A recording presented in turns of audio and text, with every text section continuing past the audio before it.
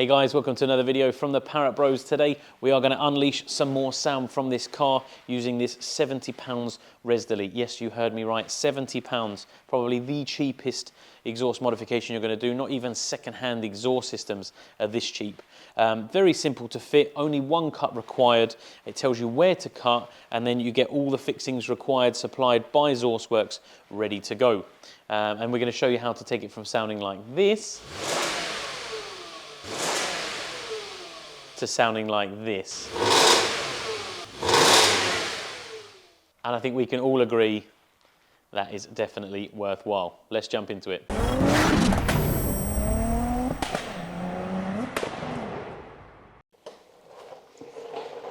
Now, I know some of you might say I'm cheating, so I've got it up in the air, but it's easier to film for you guys and, of course, easier for me to show you. Now, this is the resonator in question, which we're going to be removing. It simply fits here on a sleeve joint and then goes back to the back box. Now, there's two ways of doing this. I'm going to try, because there's loads of space around it, and cut it in situ. You can take the back box off once you've marked it and cut it, and then put it back on. It's entirely up to you how you want to do it and what you've got access to. Now, there is already an exhaust hanger, which the original has one just there. And then this pipe is slightly longer, so it actually sleeves over the original exhaust rather than using a sleeve clamp.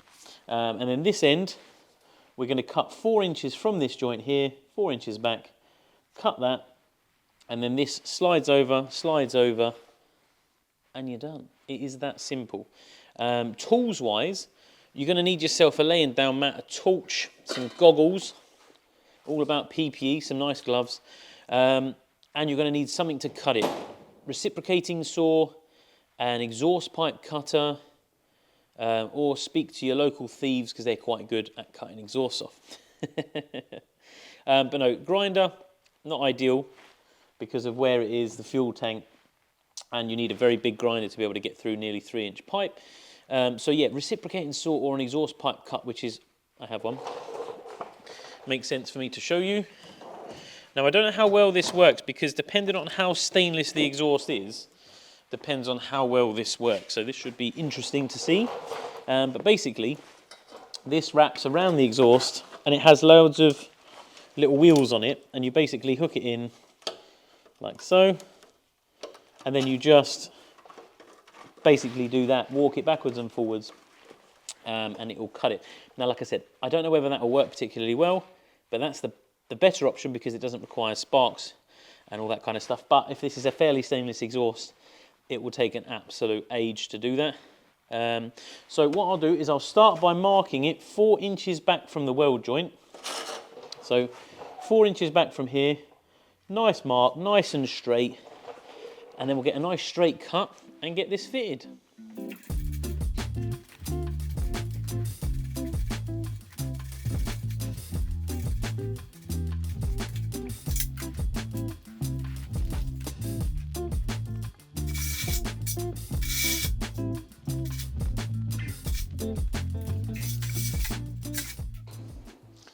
Okay, so like discussed earlier,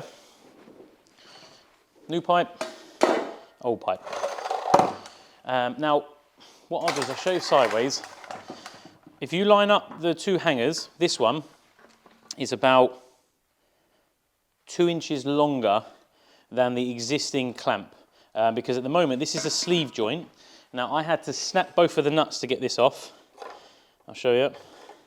So it has a horseshoe bolt, which is a circular head with a square, which goes into a locator, and then it has a nut the other side. Now, this has been on the car for 17 years, and because it's on the exhaust, it's gone through so many heat cycles that the metal basically just becomes furry and mush. It starts as a 13mm, that slips, you stick a 12 on, give it a clean up first, tap a 12 on, and it ends up snapping like so, and then you're left with whatever a bit of the bolt that didn't fancy getting undone. Absolutely fine, like I said, because this comes with all the new fittings required. So instead of being on a sleeve joint, this actually has cutouts, and it's swage, which means it's larger, to go over the original exhaust pipe. This clamp will then be on there, nice and loose, and then you simply do that up, and then it crushes it over. You get a perfect sleeve joint where it touches the other part, so there's no leaks, and it is the same on the back. So let's go and stick this on for fitting. I cannot wait to see what this sounds like.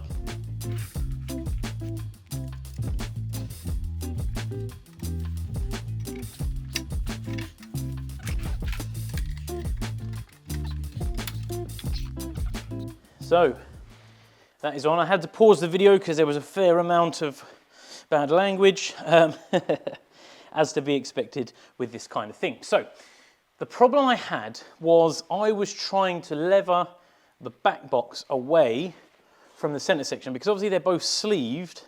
This pipe is too long, longer than it should be, which means I had an overlap at both sides. Now this side is longer, the overlap, so I put that on first, and what I was trying to do was lever the back box away and then get the exhaust pipe to fit. The issue I had was it was hitting the bumper, the actual back box itself. So what I ended up doing after 15 or 20 minutes of swearing was realise that I could just bend them both down, slot them together, and then lift it back up and just wobble it on, which is far simpler. Once on, all you want to do is take a torch. Let me move this clip. Make a torch and make sure you can't see a hole through the exhaust where these slots are. Once you've done that, that means you're going to get a nice good seal. Slide your clamp over, and now these are circular clamps, so it doesn't really matter too much where you put it. I would recommend doing it so that the bolt faces down, so it's nice and easy to do up. It's above the car line, so it won't get caught on anything when you're driving. Get them nipped up. Don't go mental. Just do them tight. Worst case, we can always give it a start, make sure it's not leaking, and give it a little nip up if we need to. Now, the all-important part, the sound test.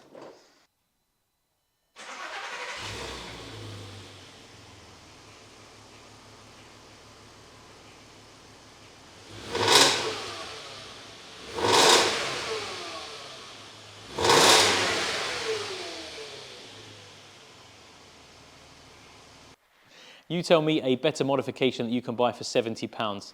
I'm here ready. Now that, for the exhaust, for 70 quid, I don't think you'll find a better option. Most people do either a back box delete or a res delete. I prefer the res delete because if you do a back box delete, I find you get a bit more of a strange noise, and it can be a bit more drony on runs. This, if you're driving normally, you wouldn't even know that you've got anything done to the exhaust. If you flat to the floor, you'll know. Everyone else will know, and it is absolutely wicked. On a road trip, on my Mark 1, exactly the same pipe fitted. On a road trip, 1,500 miles, Scotland and back, not a single issue, no droning or nothing. The only time you'll get a little bit of cabin noise is when you're flat to the floor. But I'll be honest with you, even that's bearable, not an issue at all. A lot of people just assume that that's the stock exhaust and that's what it should sound like. So, great little mod. Like I said, you can do it on the floor. I use this, the pipe cutter did 95% of it because I'm all about tools that don't create spark and are a danger, aren't going to cause you more problems. This is a great little tool. It's about 15 or 20 pounds. Once you've made sure you've measured it correctly 2 or 3 times, this went all the way through apart from a tiny bit at the top. So I had to just get the recip saw and just finish it off. Not a problem. Just be mindful that you are right by the petrol tank. You don't want to slip and cut into your petrol tank. You've been warned. But sat up underneath it or laying underneath it, providing you've got the right PP on, it doesn't really make a difference. Quite a nice little job to do by the roadside. Fully recommend it. If you want to get one, down in the description, I'll pop a link to Zorsworks. I am not sponsored. I bought this myself. I just absolutely love their products. Very good and fit every single time. They do it for all different brands. This is probably the 4th or 5th thing I've bought from them.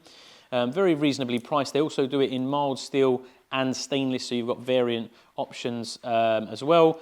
So it depends on your budget, but they do some great stuff. Go check them out. Really appreciate you watching the videos, guys, and I'll catch you on the next one. Bye for now.